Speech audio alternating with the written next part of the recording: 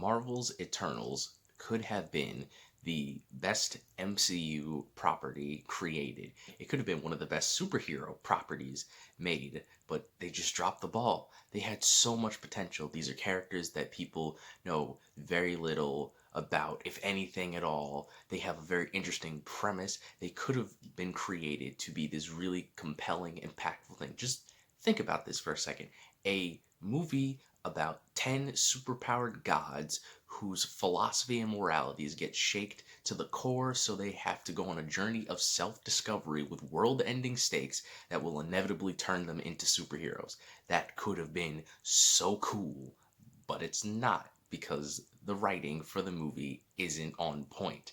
The presentation is there, the acting is great, the effects are good, but the writing of the movie just doesn't work very well. It doesn't give the characters emotional depth.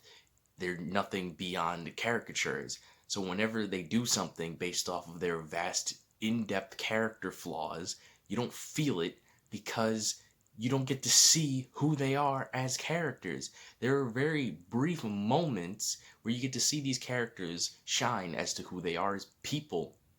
But then the plot kicks in. Something happens, and then they move on from it. Like the beginning of this movie, the first act of this movie is atrocious. It's riddled with fast pacing, and it keeps jumping back and forth between the past and the present, so you never get to a feel of what's going on. You go, okay, the movie starts off, there's a title crawl that explains who the Eternals are and how they exist, and then it shows the Eternals in the past, and then it goes to the present for like 5 minutes, and you're like, okay, so now we're going to go to the present, we're going to learn who these people are now, and then it goes, no, we just wanted to let you see this one specific character, and now we're flashing back to the past, and then now we're back to the present, and now we're back to the past, and now we're in the present, but it's slowed down a bit, so you feel a little bit better now. We're in Act 2, and you get a grasp of everything, but it still doesn't feel like anything matters, because the parts that we were supposed to learn about these characters aren't long enough. They're not in-depth enough. We don't learn who these characters are. There are little literal moments in the movie where they will tell you something, and then immediately after, they will explain exactly what that thing is. They'll be like, hey, there's this really important thing that every internal knows about. And then after that, it's like, oh yeah, by the way, now we have to deal with that thing that we just mentioned 5 seconds ago. And it's like,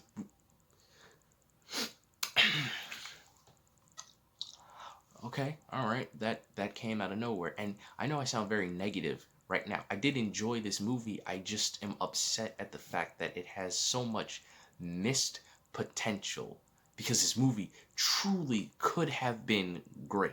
And I think a big issue with the reason it isn't great is because it needed to be a show. It needed to be a Disney Plus show, because there was no way that they could flesh out and develop 10 characters that are all equally important to the plot, because Eternals is written as if it's a solo superhero movie, which is not. The movie focuses on Cersei as the main character of the Eternals, and the other characters are there as well. But that's not what this is. Eternals should have been written as if it was something like Doom Patrol or X-Men or the Fantastic Four, or the perfect idea is the Umbrella Academy. It should have been written as something about a dysfunctional family of superpowered people and what they have to deal with. That's how the Eternals should be. That's what they are. That's what they're described as in the movie. Every Eternal has a different ability. Every Eternal has a different personality. They have the same mission, but they all have different feelings about how they're supposed to execute that mission. You needed to show the depth of all these characters, because some of the Eternals don't agree with the mission. Some of them heavily agree with the mission. Some of them change their ideals on the mission that they're working on. You need to flesh that out. We need to understand who these people are as characters, because it starts off, you see the Eternals, they get to Earth, and it's like, okay, cool. Now they have their mission. But then hundreds of years goes by in the movie, thousands of years go by in the movie, and they change their ideals because they've experienced different things as characters, but we never really get to feel that. And some characters who do experience things do the opposite of what their character that's been developed would do. It makes no sense. I can explain more when I get into spoilers, but as of right now, all of the Eternals don't make sense from a writing standpoint. They have heel turns, they change personalities on the fly because we don't understand who these characters are as people. It's ridiculous. I don't understand what happened here. I don't know why this movie was written to be about Cersei. I don't know why it was focused on Cersei specifically when there are 10 characters in total that need to be explained. It's ridiculous. I don't understand why it was written this way. I guess it's because there wasn't enough time.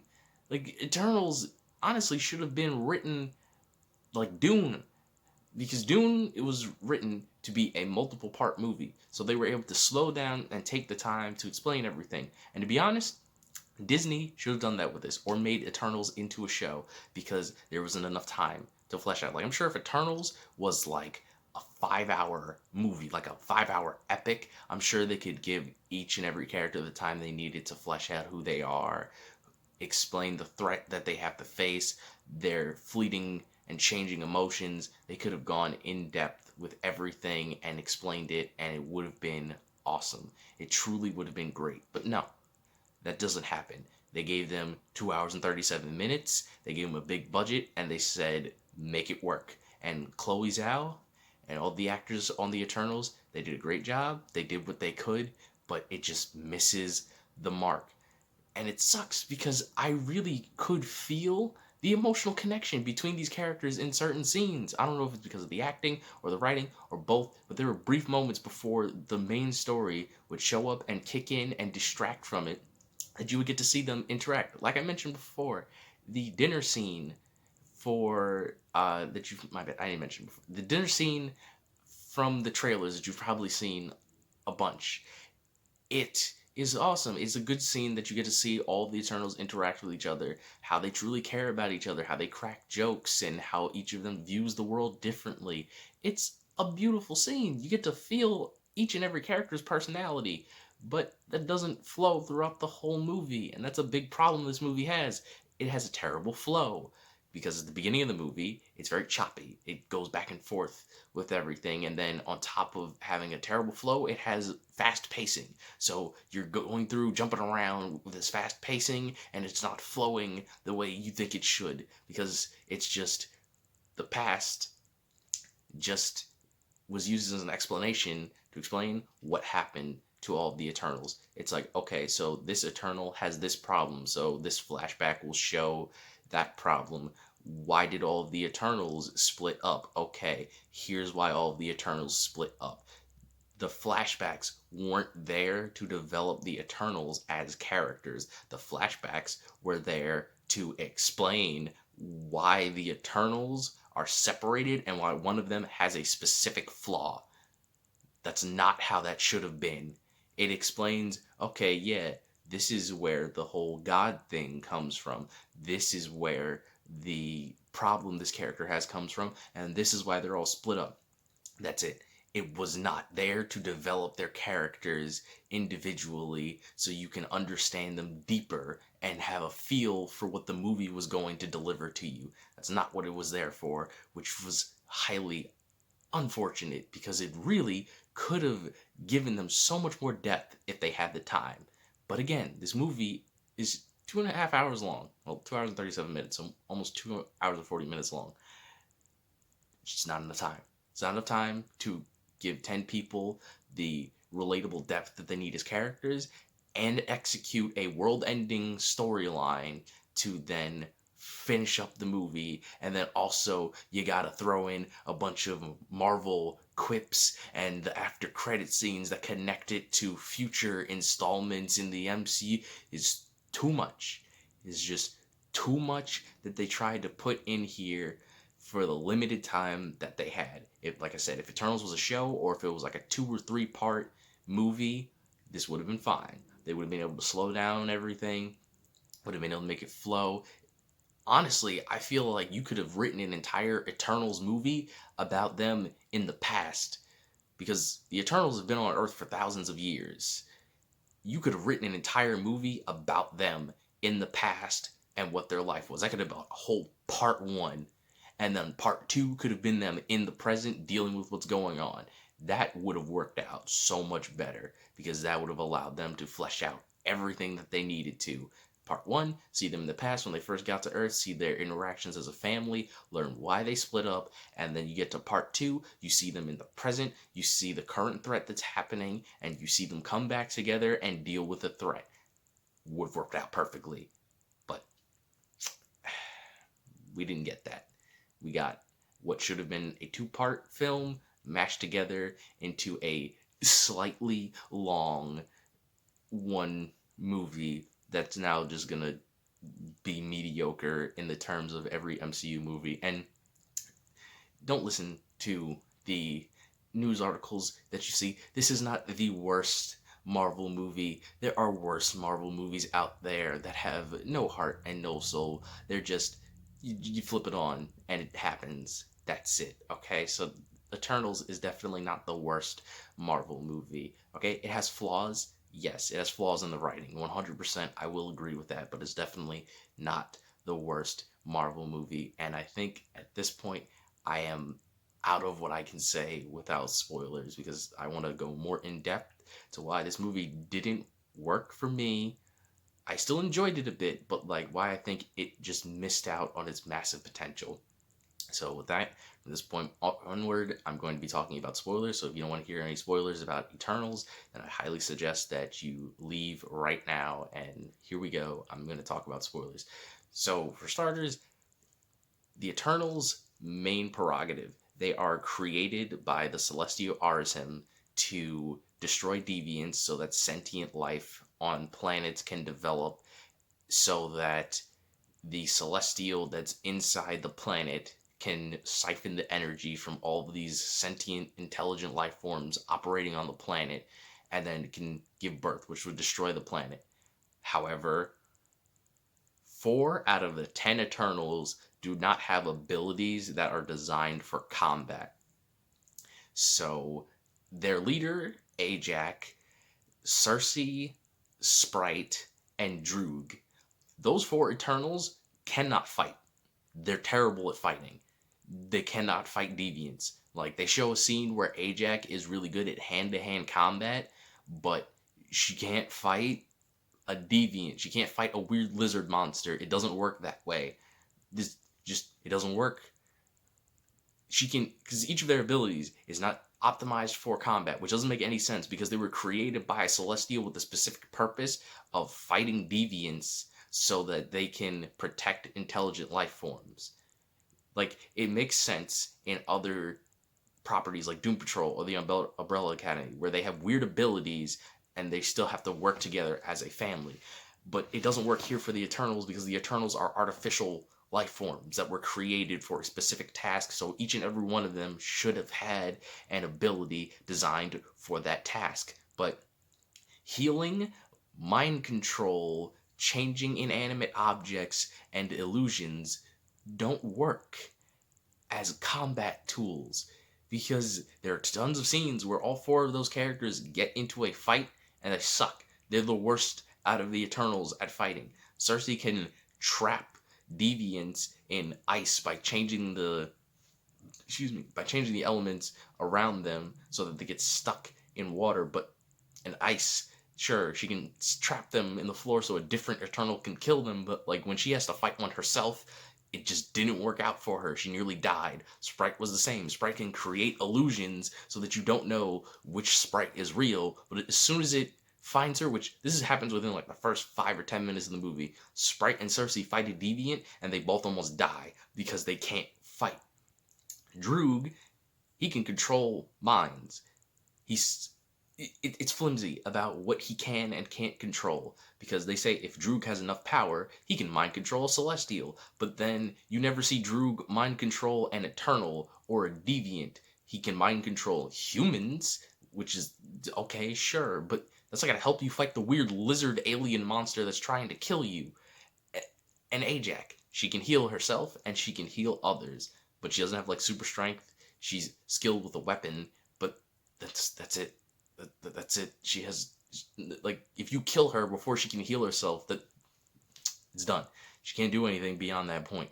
So I don't understand how those 4 are Eternals to begin with. Like, I don't know how the Celestial Arisim was just sitting down and went, Yes, these four abilities work perfectly.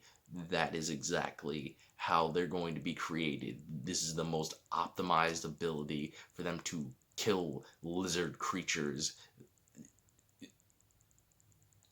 No, no, it doesn't work. It doesn't work. It makes no sense.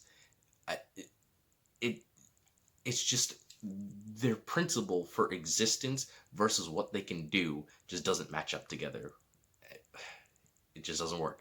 It just doesn't work for me. I don't think it worked in the movie because they say multiple times Eternals are created to hunt these weird lizard alien monsters and that they're not supposed to interfere with humanity. If they were supposed to interfere with humanity and help us develop, that's different because then those four abilities could be used to help humanity because Droog is literally capable of mind controlling armies of humans at once. He can literally stop people from fighting and make them love each other. They show you that. There is a scene where a bar fight happens. Droog uses his mind control powers. He stops them all from fighting. He makes them slap themselves and then they all hug and then they're all friendly.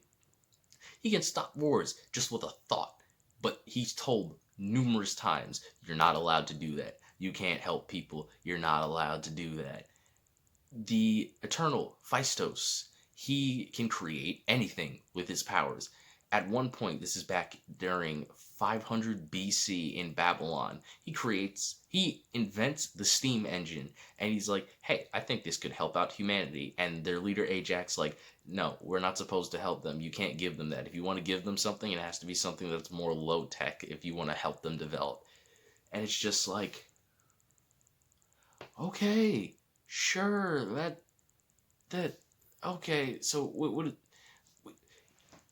do you do then? Those four Eternals that don't have fighting abilities, if they're not allowed to help humanity and they're terrible at fighting, what is the purpose of their existence? It makes absolutely no sense that they are there to begin with. But it is what it is. It's a messy thing. It feels like someone was like, I want these cool abilities for these characters, but there's not an explanation for why they exist because the explanation they give doesn't support what they can do.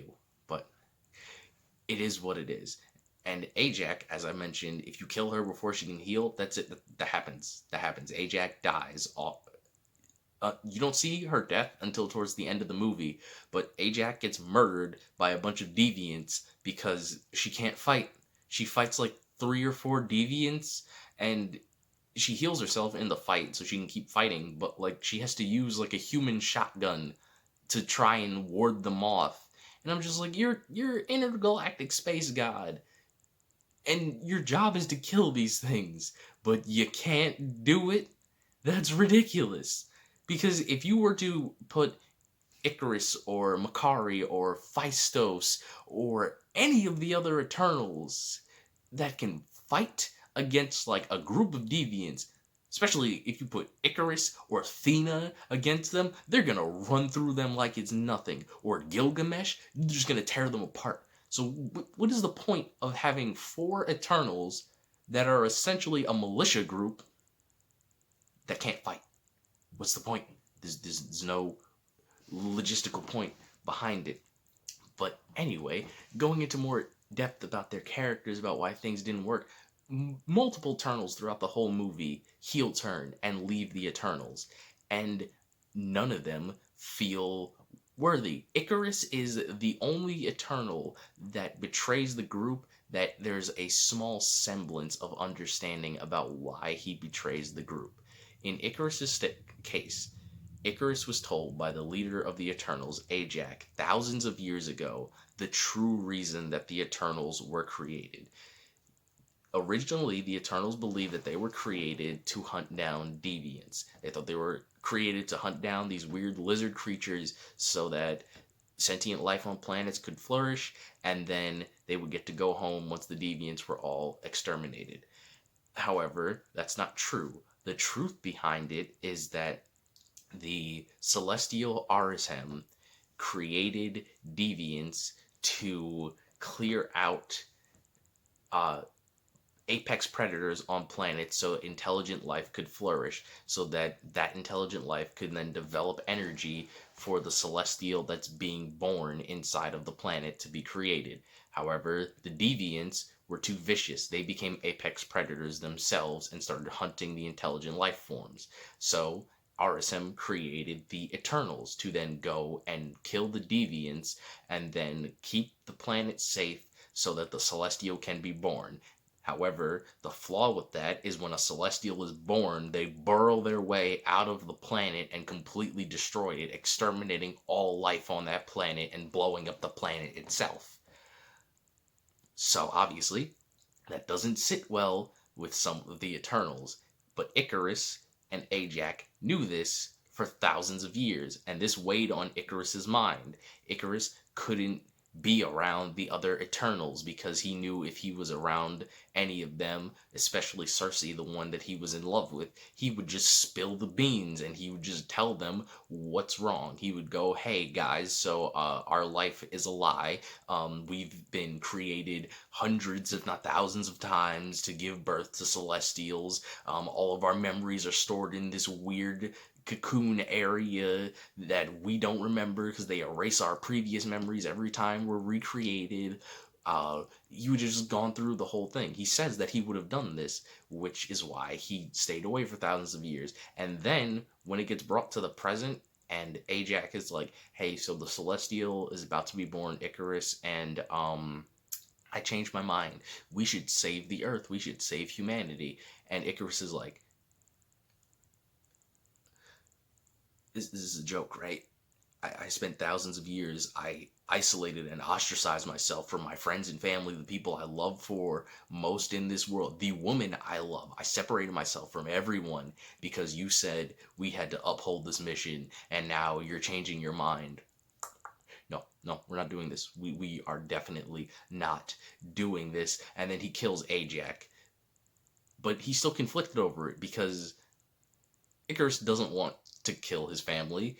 He just wants to complete the mission that he spent thousands of years working on, that he literally ostracized himself from the people that he identifies and loves for most. So I understand his character. He's the only one that has enough depth in the writing that I understand why he did what he did. He was still wrong in the end, but I understand why he did what he did. All the other Eternals that heel turn throughout the movie, like Sprite and Droog and Kingo, none of them make any sense. Droog heel turns in Babylon, like thousands of years ago. Droog is shown to like humans. He feels that he can help them become a great society because he can mind control people. He can change their emotions. He can stop them from having wars. He could make humanity be peaceful and work together. But he was always told not to do that. And then he just snaps one day and decides that he's going to leave and do it.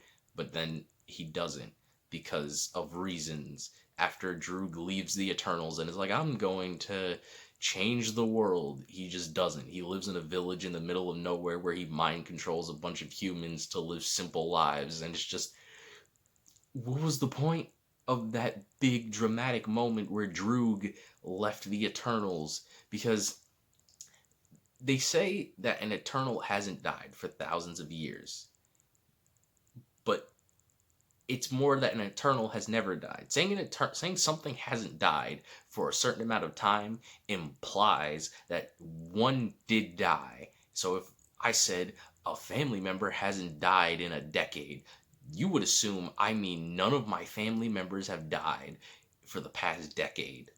But no, they meant no one has died, period. A single Eternal has never died.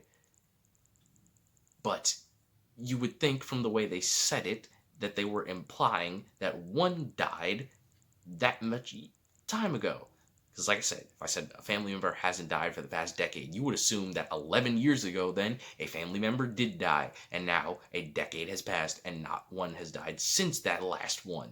That's what that sentence implies. But no, that's not what happened. None of the Eternals have died. They're all alive. The first Eternal that dies is Ajax.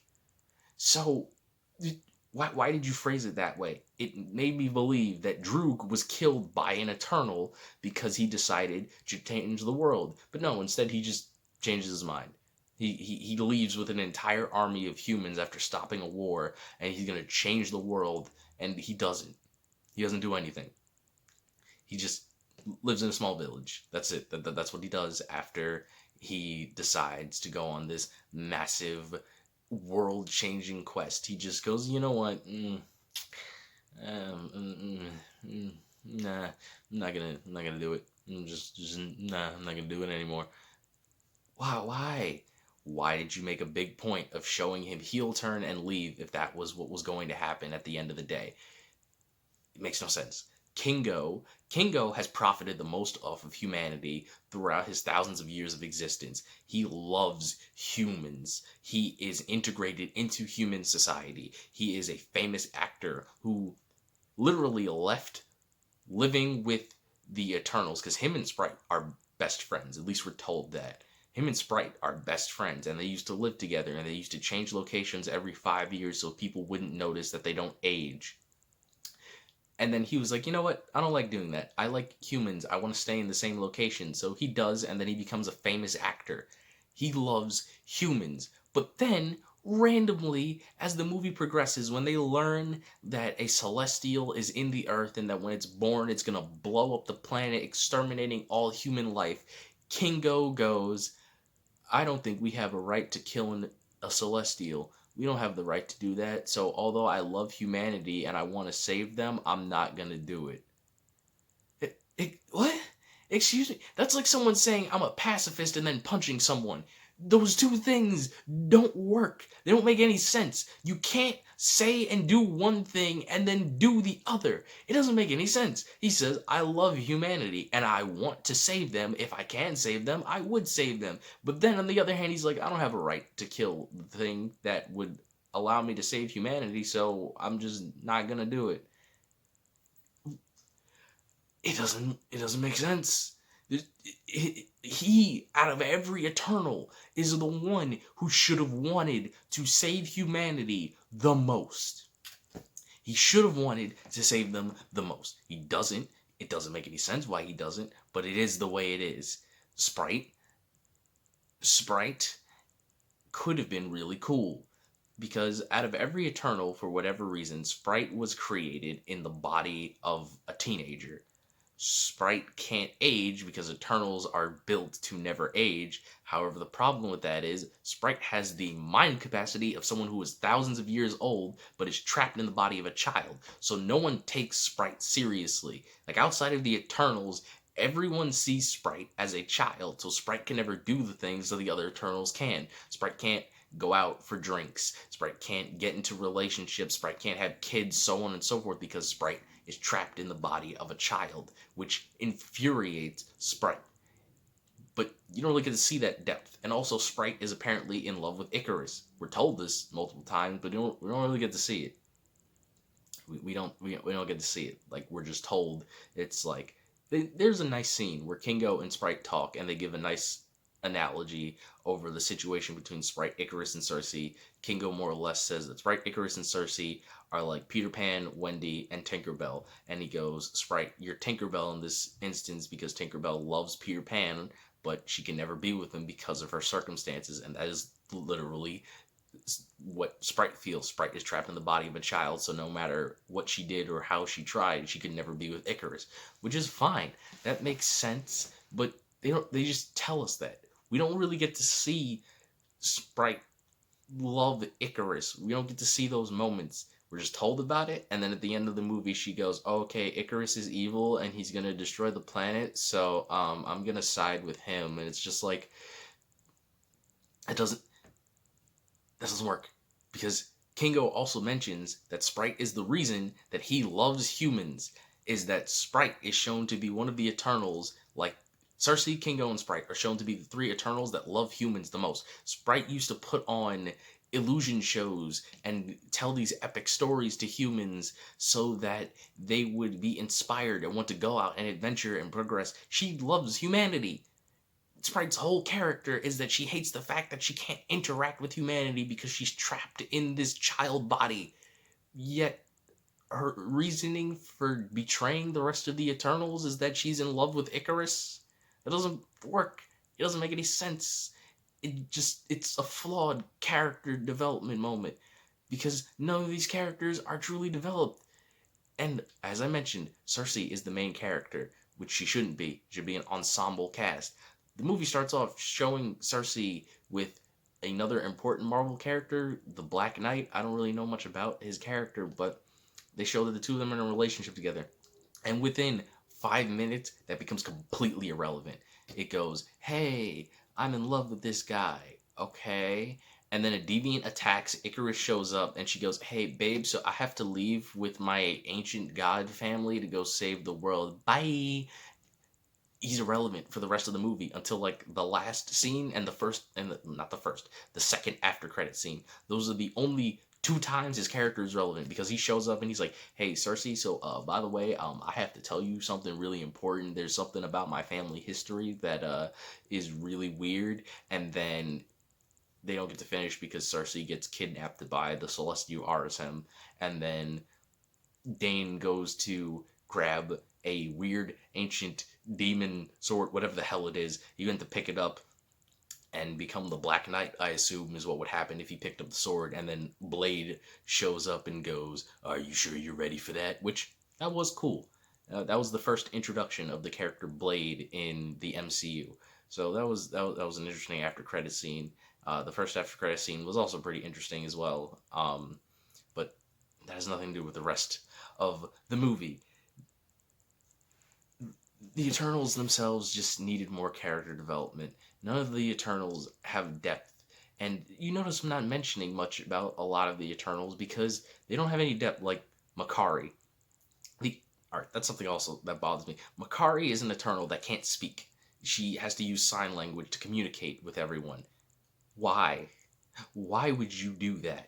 If you are a celestial being who created artificial life forms, you have the ability to make their bodies super durable, to give them superpowers, but you decided to make one of the Eternals a mute, so she has to use sign language?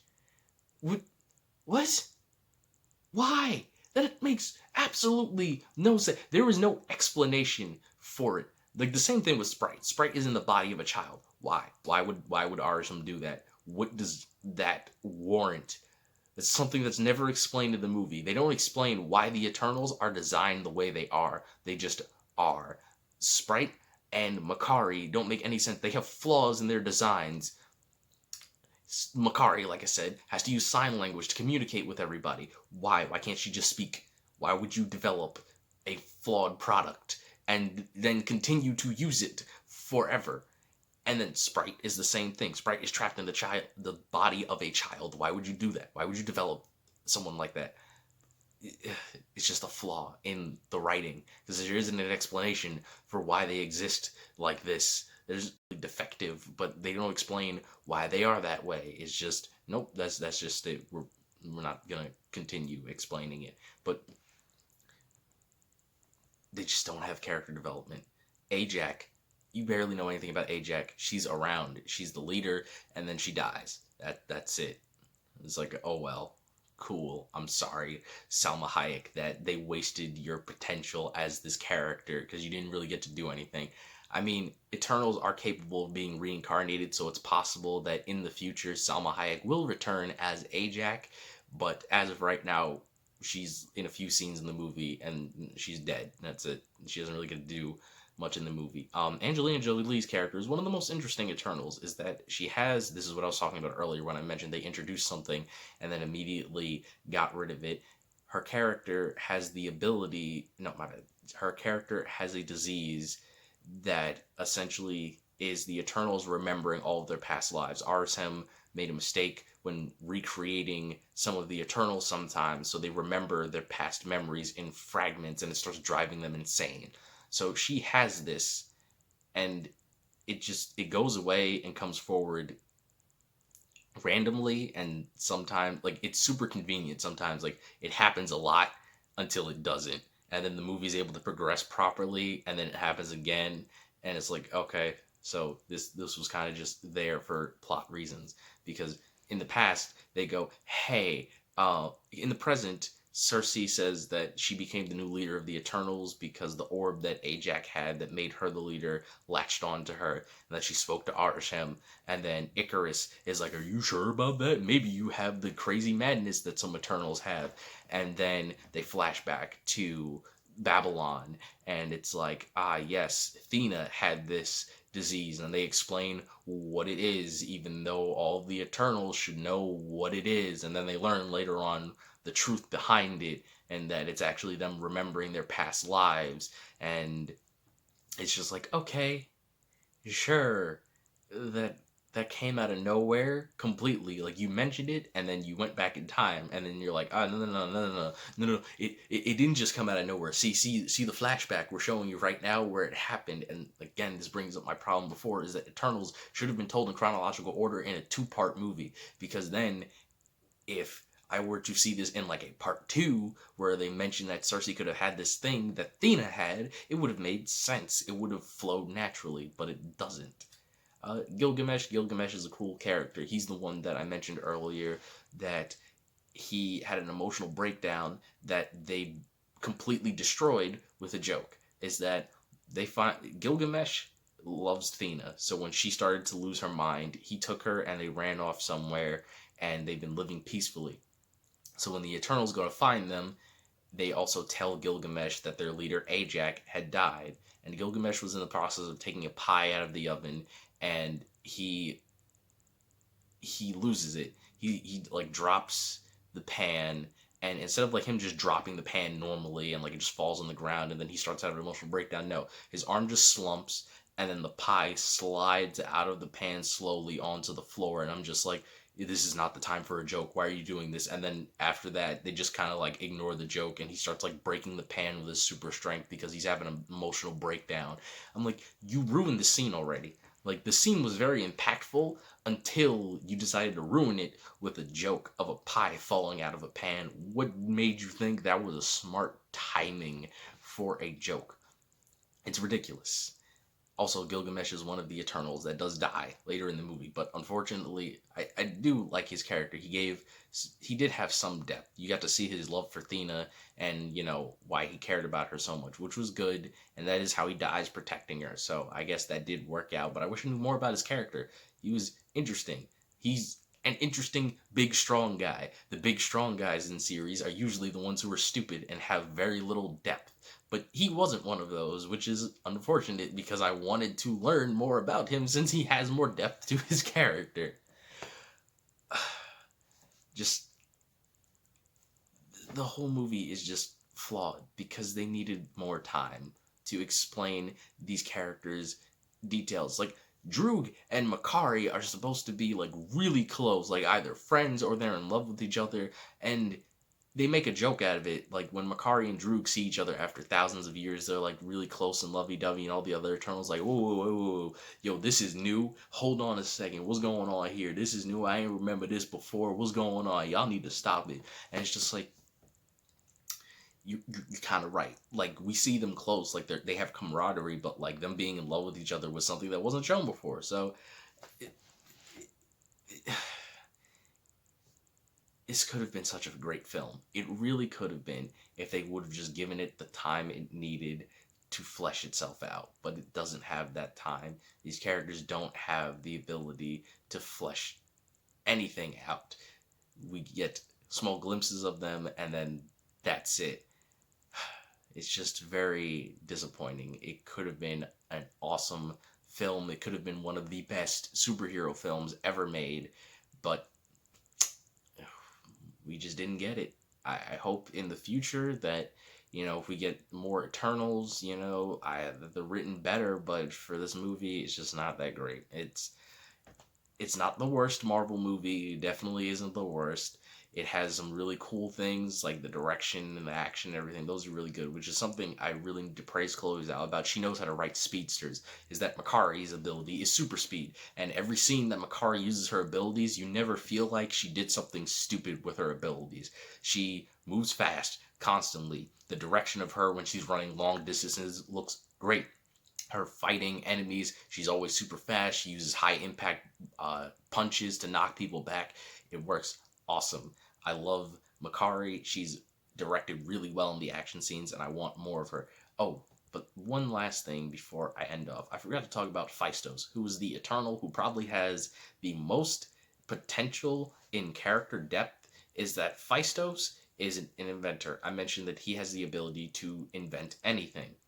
He loves humanity. He wants to help them. He wanted them to technologically advance themselves. However, his whole world is shaken and he decides to leave humanity behind because he is the one that created the atom bomb. And when America used the atom bomb on Hiroshima, Phaistos went there and he was just completely destroyed by it. He lost his faith in humanity, which unfortunately isn't written very well, but he loses his faith in humanity, and I would have loved to see that explored more. Unfortunately, that doesn't happen, and they kind of throw it out the window. It's like Phaistos lost his faith in humanity, but then thousands of years later, when you see Phaistos, he has a husband and a son, and he's like, no, I learned to love humanity again, through my husband and son, and then he goes and helps them save the world because his husband told him to, and it's just like all of that great emotional depth that you had right there is just gone now. I feel like Phaistos should have been in like a bunker in the middle of nowhere, surrounded by his technology, or just living completely off the grid with no technology because of what he did. But instead, he's just a suburban house dad, which, okay, this is wasted potential.